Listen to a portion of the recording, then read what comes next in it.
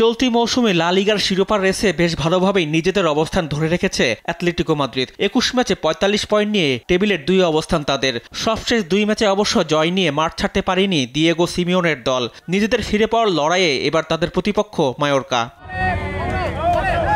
নতুন বছরে অ্যাটলেটিকোর একের পর এক জয়ের পেছনে বড় অবদান ফরোয়ার্ডদের। নিয়মিত গোল করে ব্যবধান গড়ে দিচ্ছেন আঁতোয়া গ্রিজমান, হুলিয়ান আলভারেজরা। মিডফিল্ডে গতির ঝড় তুলে বলের যোগান দিচ্ছেন জুলিয়ানো সিমিওনে, রদ্রিগো দি পল। নিজেদের গোলপোস্ট অক্ষত রাখার জন্য দুর্দান্ত রক্ষণভাগ তো থাকছেই। তাই হারের বৃত্তে ঘুরতে থাকা মায়োর্কাকে হারিয়ে রিয়ালের সঙ্গে পয়েন্ট ব্যবধান কমাতে মরিয়া মাদ্রিদের ক্লাবটি।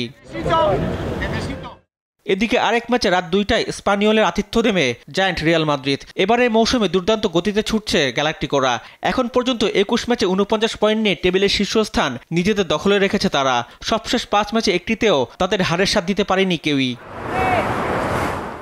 ভিনিসিয়াস, এমবাপ্পে, রদ্রিগো নিয়ে গড়া আক্রমণভাগ যেকোনো দলকে গুড়িয়ে দিতে সক্ষম। তাদের বলের যোগান দিতে মিডফিল্ডে প্রস্তুত থাকবেন ফেদে ভালভার্দে, লুকা মদ্রিচরা। আর লুকাস ভাস্কেস, অ্যান্থনি রুডিগাররা সামলাবেন প্রতিপক্ষের আক্রমণ। চ্যাম্পিয়ন্স লিগে সবশেষ ম্যাচের জয়ও আত্মবিশ্বাস যোগাবে রিয়ালকে। তাই অবনমনের শঙ্কায় থাকা স্প্যানিওলকে হারাতে খুব একটা সমস্যা হওয়ার কথা নয় আনচেলত্তি বাহিনীর। রিফাত আঞ্জুম, দেশ টিভি, স্পোর্টস ডেস্ক।